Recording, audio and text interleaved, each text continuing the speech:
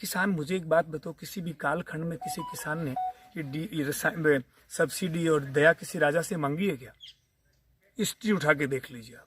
जिस राजा के कालखंड में किसान श्रेष्ठ होता था वो राजा श्रेष्ठ होता था। किसी भी विषम परिस्थिति में राजा के दर पे कभी मांगने नहीं गया। आज सिर फोड़ रहा है कभी। जिस राजा के राज में किसान की दुर्दशा होती थी, सारा राज अपने आप डूब जाता था, खाने की पीने को सब चीजों मामले में। तो ये मांगना कभी जानता ही नहीं था, ये तो देना ही जानता था। उसको भिखारी बना दिया आप लोगों ने षड्यंत्र करके। कभी सब्सिडी मांग रहा है, कभी जो है लोन माफ मांग रहा है। यार किसान का डोल थोड़ी हुई।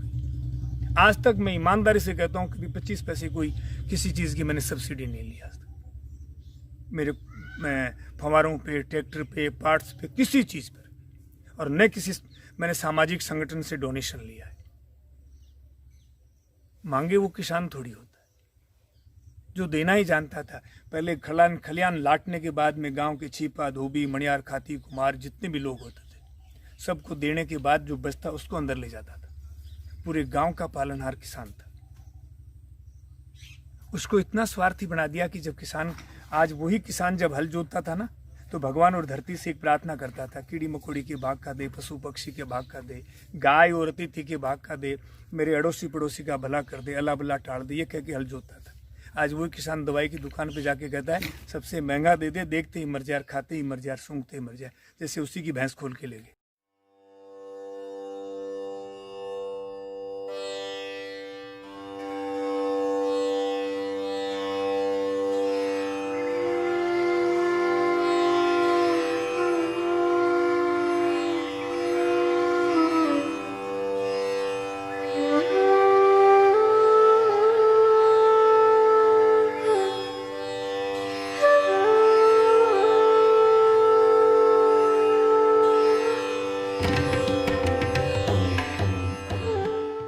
दोस्तों, सीकर के नजदीक हम आ गए हैं। कटराथल नामक नाम से एक गांव है।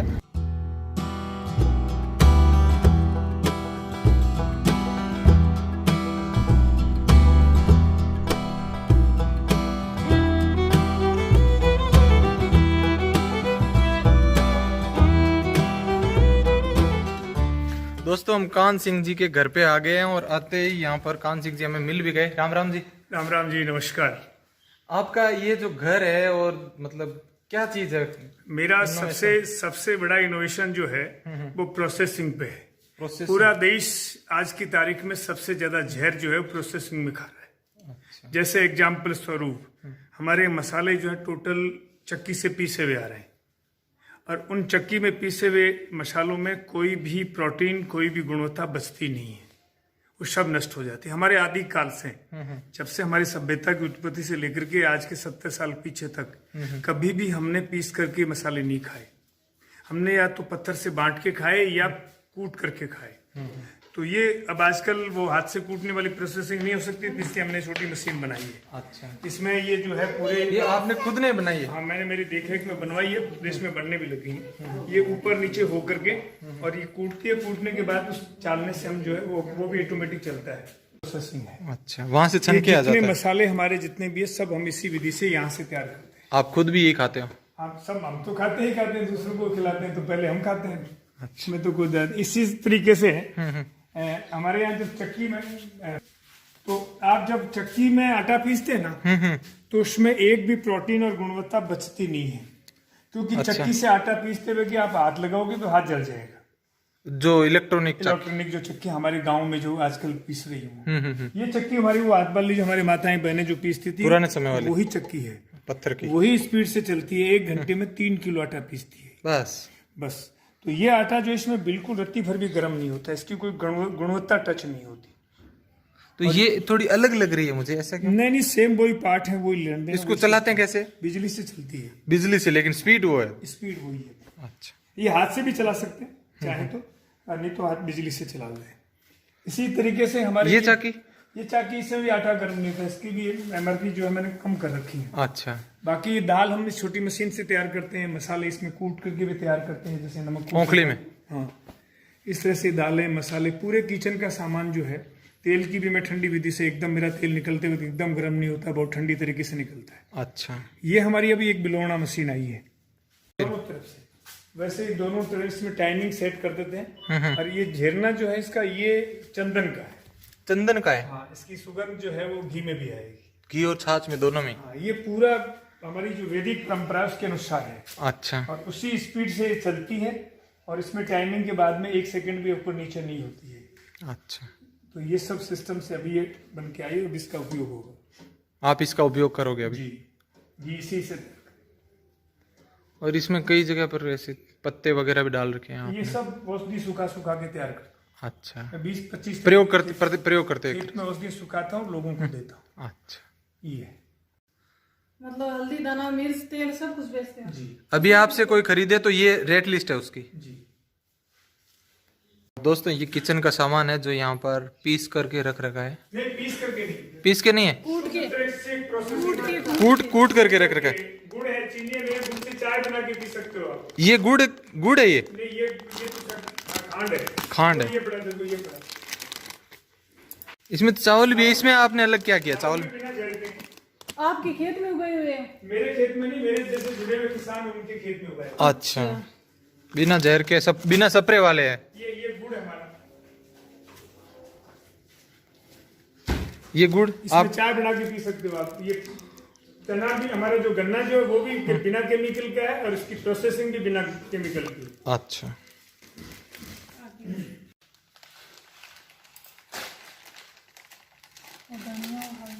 ये कच्ची घानी का है तेल क्या? जी यहीं पर तैयार होता है? बिल्कुल, खाने भी दिखाएंगे आप। ये देखो मिर्ची एकदम कुटी हुई दिख रही है, जैसे बड़ी बड़ी होती है तो कुटी। न पानी है न खड्डा है इसमें कुछ भी। पानी तो देते ही हो आप? नहीं, पानी किसने कहा पौधा पानी जड़ से लेता है? यही मतलब तो मेरा अलग विज्ञान है। मतलब पानी तो डालते हो तभी तो? क्यों डालते हैं? कहाँ लिखा है ये? बिना पानी के हो जाता पौधा है? पानी जड़ से लेता ही नहीं, झूठ बोलते हैं साइंटिस्ट। एक में भी खड्डा नहीं है, किसी पेड़ में भी। जब आपने शुरू में लगाया था तब? पत्ते में देखो नींबू लगे हुए हैं। हाँ, नींबू तो है, वो मौसमी भी है, मौसमी भी है। तोड़ ली मैंने, जबकि ये हरी हरी छोड़ी है। नहीं, पानी जब आपने इतना सा पौधा था तब तो लगाया था थोड़ा। पानी महत्व नहीं है, पौधा जड़ से केवल नमी लेता है, पानी नहीं लेता है। अच्छा, सिर्फ नमी लेता है? हाँ, थोड़ी सी साइंटिस्टों ने भ्रांतियां फैला रखी है, क्योंकि ये जो है वो रटे हुए लोग, नकल किए हुए लोग साइंटिस्ट हैं। अच्छा। इस जमीन की भाषा नहीं जानते। ये तो जमीन फिर जैसे आप और मैं बोलते हैं ना, वैसे जमीन बोलती।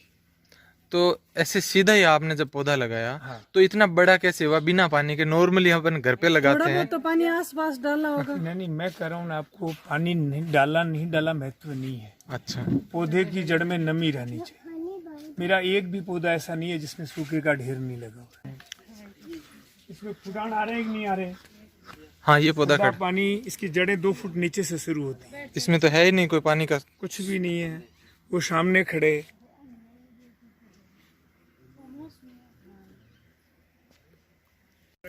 चलिए दोस्तों, चेक करते हैं कहीं खड्डा है क्या? हैं? मौसमी के पास में तो नहीं है। मौसमी बहुत सुंदर सुंदर लगे हुए हैं। यहाँ पर भी नहीं है, लेकिन यहाँ नीचे घास छोड़ा हुआ है। मौसमी है। मिल गया? नीचे गिरा हुआ मिला? हाँ, गिरा। लेकिन एक चीज नोटिस करिए, हर पेड़ पौधे नीचे मतलब कचरो डाले हुए हैं, कचरो नहीं घास। हाँ, बात तो सही है। ऊपर से पानी की जरूरत नहीं है, नमी की जरूरत है। खूब सारा जंगल सा बना रखा है ताकि ऊपर वाली धूप से वो बचा रहे। हाँ, मतलब पानी ना सूखे धूप। अरे दोस्तों, सारे पेड़ पौधे जो है इस तरह से ही है। देखिए दोस्तों, मूंगफली के छिलके डाल दिए खा पी के, और उधर कुछ पत्ते डाल दिए, ये उपाड़ के घास डाल दिए यहाँ से पास में से ही। नींबू से भरा हुआ पेड़। सिया नींबू भाग सिया।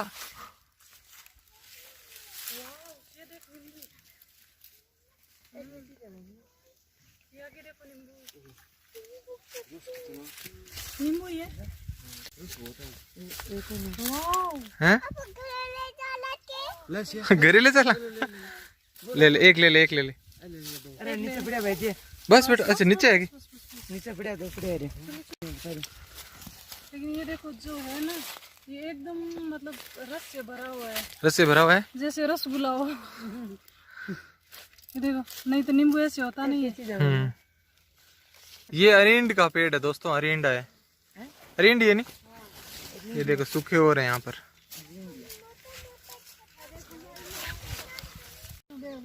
किस चीज का? वो सहतूत नहीं, वो पक्का पक्का होता है, बील बील बील पत्र, बील पत्र। हाँ, ये तो भाई जंगल है पूरा पूरा।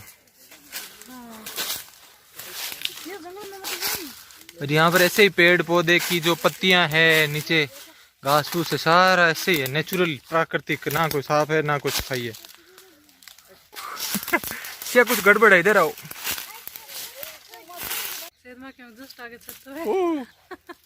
वाकई में आज बहुत कुछ नया देखने को मिल रहा है। ये शहद का छाता, ये रहा, मक्खियां जो चली गई साइड। आ जाओ।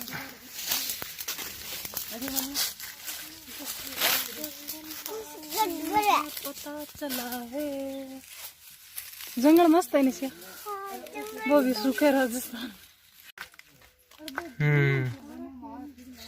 ड्रमों में तो कीड़े हैं बहुत सारे भाई।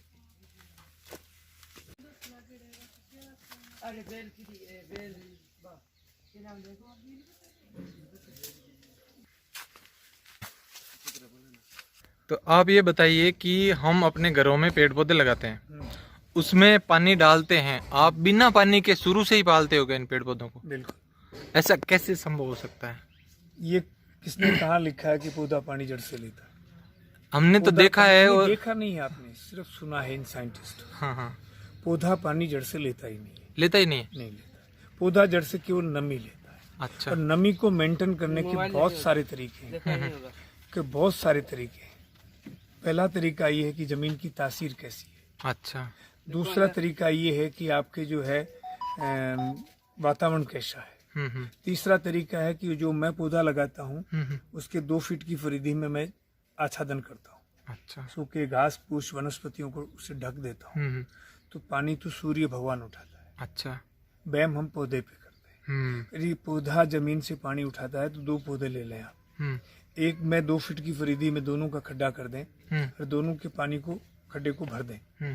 और फिर एक में आप सूखे घास से ढेर लगा के और आच्छादन कर दें और दूसरे को खुला रख लें। ठीक है। 15 दिन बाद में दोनों की नमी नापें तो जो खुला पड़ा है उसकी 6 इंच तक पानी सूख जाएगा, और जो घास फूस से ढका हुआ है उसका आधा इंच भी नहीं सूखेगा। अच्छा। तो पौधा पानी जड़ से पीता तो वो जो ढका है वो भी पी जाता। वो भी पी जाता, सही है। वो नहीं पिया, इसका मतलब पानी पौधा नहीं पीता, पौधे की जड़ नहीं पीती, सूर्य भगवान उठाता है। अच्छा। ये प्रमाण है। दूसरी बात, यदि पौधों में पानी देने से ही पौधे बनते हैं तो फिर ये पहाड़ों में पेड़ खड़े हैं, इनमें कौन सा साइंटिस्ट देने जाता है? कोई नहीं जाता। जंगलों में अनगिनत फलों से लदे हुए पेड़ खड़े हैं, उनमें कौन देने जाता है? और मेरे खेत में सब पौधे खड़े हैं, इनमें कौन देने आता है? आप कभी नहीं देते इनमें पानी? नहीं, कोई जरूरत ही नहीं। छोटा सा होता है तब से ही। बस वही कहा ना मैंने, उनकी नमी को ध्यान रखता हूँ। अच्छा। नमी को मेंटेन रख के चलता हूँ।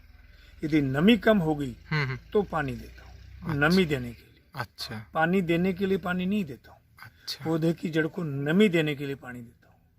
बाकी पौधा जीवन में 98.5% खुराक, कितनी? 98.5% पौधा खुराक क्लाइमेट से लेता है, बिना किसी मानवीय सहायता के।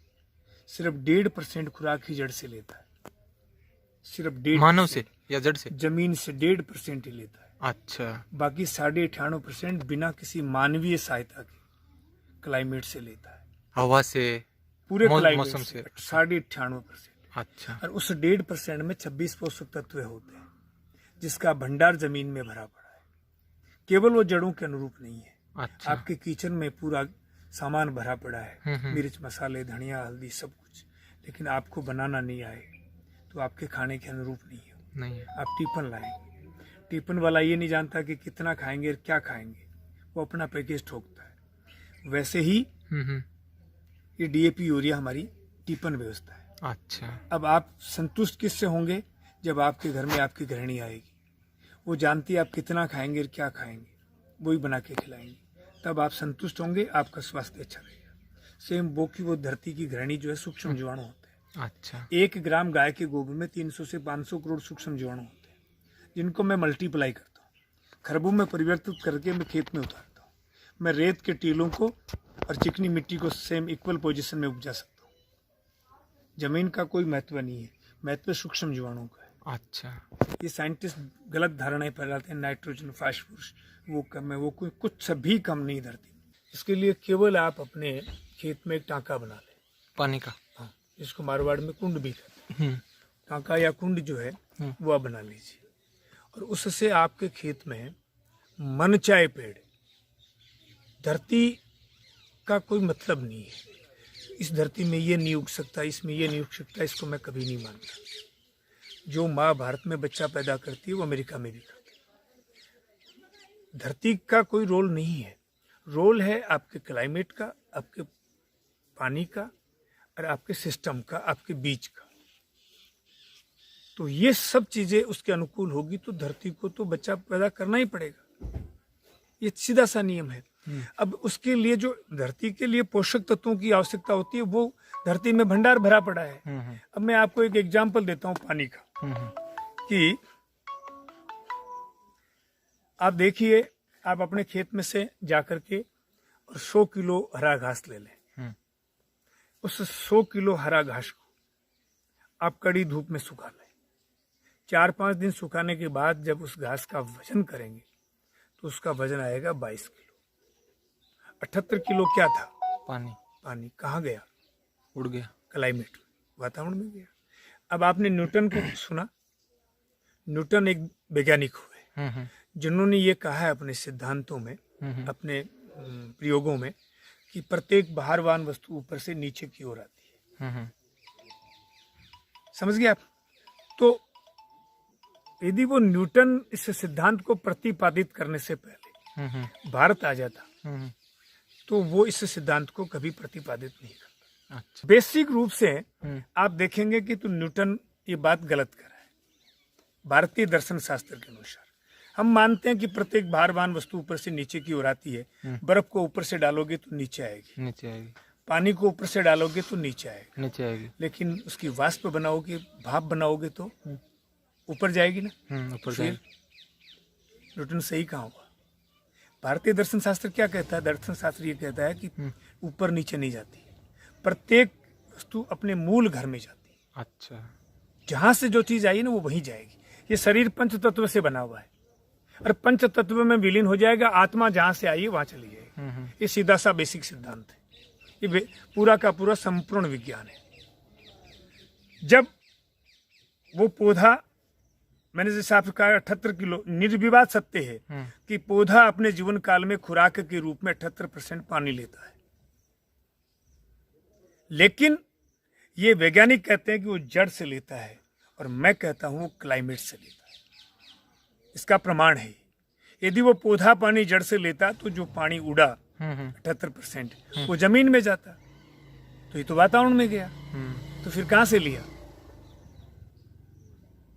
ये बेसिक सिद्धांत नहीं है क्या? फिर 22 किलो जो आपके पास शेष बचा उसको आप एक सूखे फर्श पे जलाएं, उसमें काला धुआं आएगा जो कार्बन है, क्लाइमेट से लिया, क्लाइमेट में विलीन हो जाएगा। एक ऊर्जा है सौर ऊर्जा, सूर्य से ली गई, जो लाल लोक के रूप में सदैव सूर्य में विलीन होती है। शेष का वजन करेंगे ना तो वो सिर्फ 1.5 किलो राख है। पौधा अपने जीवन काल में, मैं पूरी दुनिया के तमाम साइंटिस्टों से चैलेंज देके कहता हूँ कि मेरे इस प्रयोग को कोई झूठा साबित करके दिखा दे, मैं जिंदगी भर बूंद पालिश करूंगा। 1.5% खुराक पौधा जमीन से लेता है। वो जो 1.5 किलो राख है वो बिल्कुल नेचुरल है, सिद्धांतिक रूप से आप नकार दो इस बात को। कोई जो चीज जहां आई वहां चली गई ना, तो 1.5 किलो ही तो बची पीछे जमीन के अंदर, उसको राख कहा गया है। तो जमीन से वही ली, वो जमीन की खुराक है, जमीन में मिला दीजिए आप। उस 1.5% के लिए कहते हैं कि सब कुछ जड़ में डाल दो। ये कौन सा पाप है? और सब कुछ जड़ में डालने से पौधा जिंदा रहता है। तो फिर आप समुद्र भर दो पानी का, डीएपी यूरिया का भंडार भर दो, रसायनों का भंडार भर दो, खाद के ढेर लगा दो और एयर टाइट करके उस पौधे को जिंदा रख के दिखा दो। और फिर पौधों को पानी और खाद से ही जिंदा रहता है। तो पहाड़ों पे पेड़ खड़े हैं, इनमें कौन सा साइंटिस्ट खाद और पानी देने जाता है?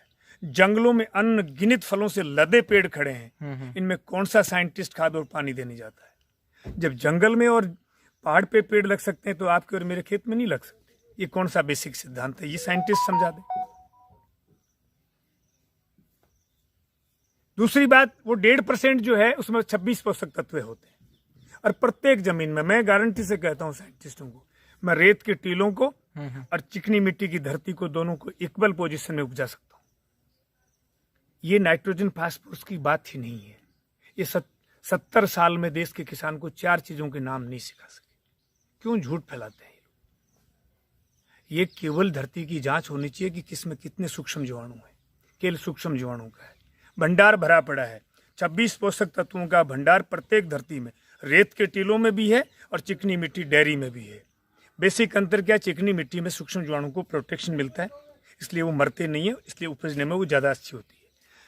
रेत के टीलों में उनको प्रोटेक्शन नहीं मिलता है, इसलिए सूक्ष्म जीवाणु नष्ट हो जाते हैं, इसलिए वो उपजने में कमजोर हो जाती है। वो सूक्ष्म जीवाणु के यदि आप रेत के टीलों में जिंदा रख लेते हो तो वो डेयरी के बराबर ही उपजेंगे, वो चिकनी मिट्टी के बराबर ही फसल देंगे।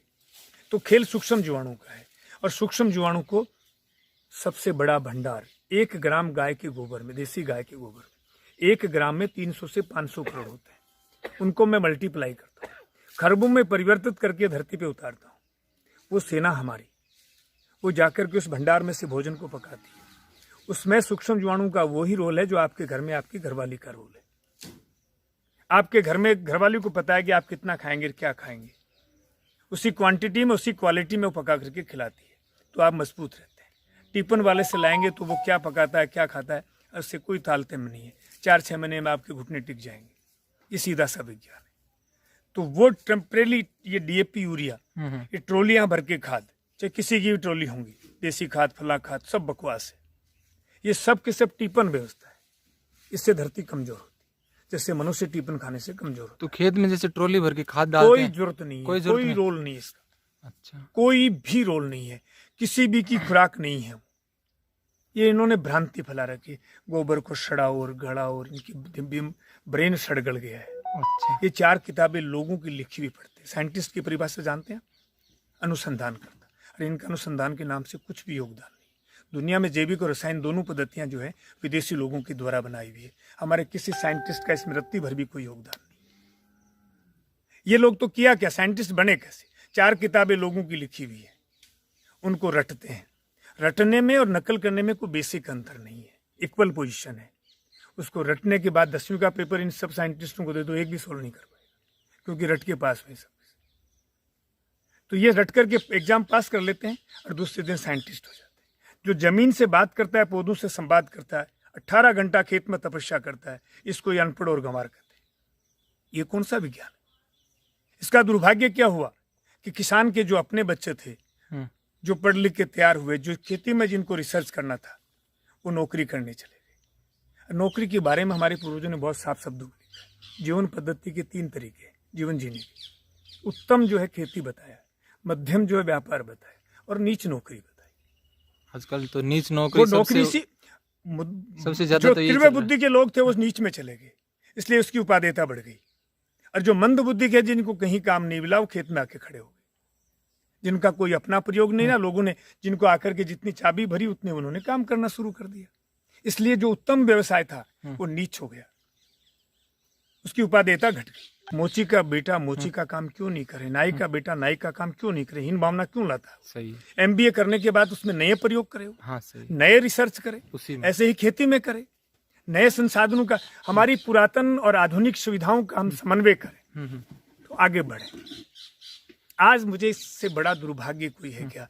हमारे शेखावाटी इलाके में पूरी हिंदुस्तान की ये पोजीशन थी, एक फसल होती थी हमारे यहाँ, एक फसल। आज सफेद बाल वाले से किसी भी गांव में जाके पूछ लें आप, एक फसल होते हुए भी 90% खाने की चीजें, पूरे साल भर का कलेक्शन खुद का होता था। बाजार पे सिर्फ 10% डिपेंड था। और आज 2 फसल लेने के बाद भी वो 10% घर पे करता है, 90% बाजार से लाता है। इससे बड़ा कोई दुर्भाग्य है? खेत में जब सर्दी शुरू होती है तो गेहूं बोने की बारी आती है तो वो पूरे में गेहूं ही भर देता है, जैसे साल भर गेहूं ही खाएगा बेचारा और कुछ खाता ही नहीं है। पहला कायदा है कि अपने घर में लगने वाले जितने भी उत्पाद हैं उनको अपने खेत से पैदा करें, अपने परिवार को, अपने बच्चों को आत्मनिर्भर बनाएं। ये सबसे पहला काम। उस पर तो हम चलते ही नहीं। हम तो लाभ पेशा, जबकि भारतीय संस्कृति में क्वांटिटी की और बात ही नहीं थी। इन साइंटिस्टों ने दुष्टता से किसान को बहका दिया कि तू क्वांटिटी बढ़ाए, यह अपराध है। हमारी संस्कृति तो ये कहती है कि लाभ भी शुभ ला दो। कभी लाभ की कल्पना नहीं की हमने, शुभ लाभ की क्वांटिटी में हम गए नहीं, क्वालिटी मेंटेन करने वाले लोग हैं। आज इनके पास में कोई आधार नहीं है क्वालिटी। एक मिनट,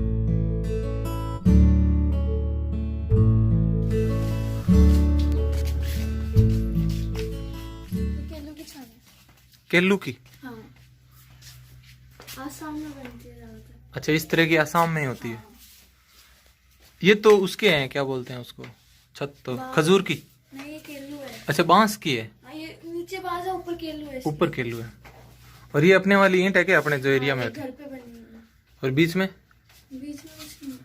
में सीमेंट है बीच में। अच्छा, सीमेंट है। Open bathroom. हाँ, ये ठीक है।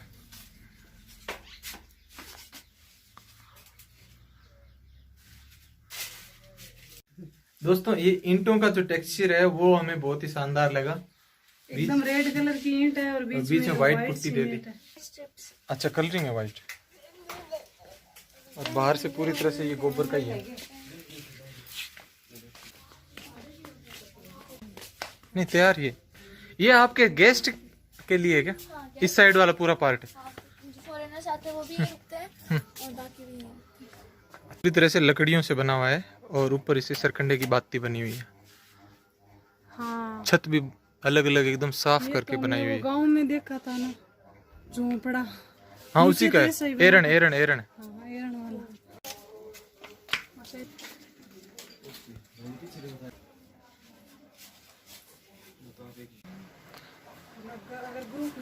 ये गेस्ट के लिए सबसे बड़ा रूम है ना? हाँ, इससे बड़ा है पर उसमें डबल बेड नहीं है इसमें। अच्छा, कान सिंह।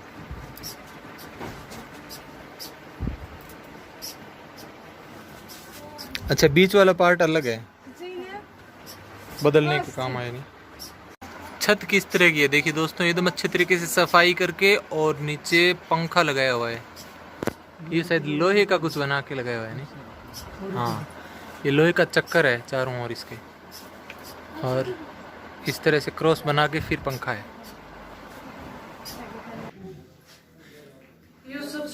ये सब अलग तरह का ही है, इसके अंदर वो नहीं है लकड़ियाँ।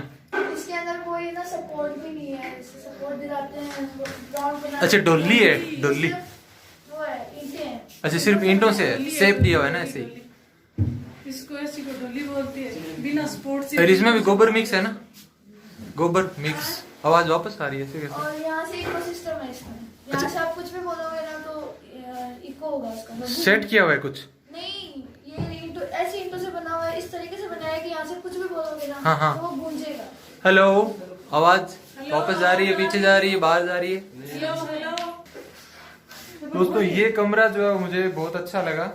इसमें दो आदमी बैठ के बात करेंगे तो ऐसे लगेगा 4-5 बोल रहे हैं। मतलब 4-5 बैठने की जरूरी नहीं। नहीं, जरूरी नहीं। दो लड़ेंगे तो 10-12 लड़ते हुए लगेंगे हैं? जस्ट नीचे वैसे कैच करे कुछ ज्यादा। हाँ, इसके नीचे होते हैं ना तब और ज्यादा। हेलो हेलो, वापस कान में आ रही। जोरदार है। ये थर्माकोल। अच्छा, ऊपर टीन है, इसके ऊपर और छत है दूसरी।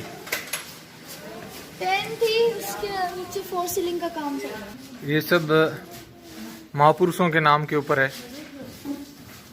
कक्ष के नाम सभी महापुरुषों के नाम पर है ना? सीता घर, लक्ष्मी घर, बाबूजी घर। कितने दिनों में ये गोबर लगाना पड़ता है वापस? ये 1 साल में एक बार।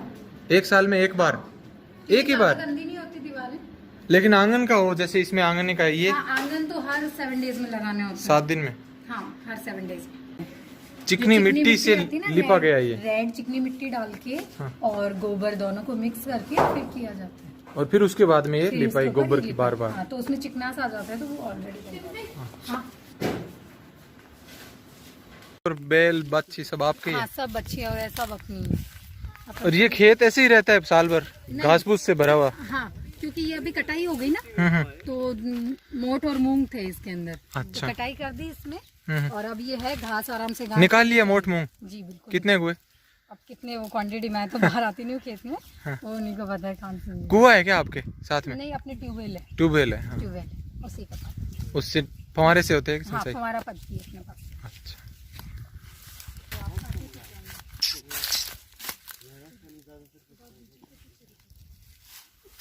ये राठी देसी गाय है, जी बिल्कुल। ऐसे खुली चरती रहती है ना? ये खुले चलते हैं, सबके चलते हैं। अरे ये तो खुल गई। ओ भाई साहब, कट जा रही है। सामने देखो। ये है कच्ची घानी। जी, कच्ची। ये लाइट से चलती है मशीन तो? हाँ, चलती तो लाइट से, लेकिन वो क्या आजकल सारे सिस्टम वो बना दिए हैं। तो ये कोयले वाली जानकारी जो होती है ना, हाँ, हाँ। एकदम धीमे धीमे चलना, वैसे ही चलती है? धीमे धीमे चलती है। सिर्फ एकदम बैल नहीं है fast कोल्लू का? स्पीड में, बस बैल ही नहीं है, ये समझ लो आप।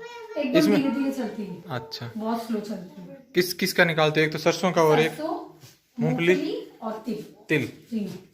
हाँ, ये खल गाय खाती है और आराम से खाती है, बिना मंडे के। बिना मंडे की जरूरत ही नहीं है। अच्छा। बंटा जो देते हैं ना, आप खड़ नहीं देते गाय को कभी? जरूरत ही नहीं है हमारे खाने। ये खाड़ी बहुत ज्यादा भरपूर है, यही बहुत अच्छे से, और गाय इतने चाव से खाते हैं। दोस्तों हमने ये चीनी और गुड़ ले लिया है देसी।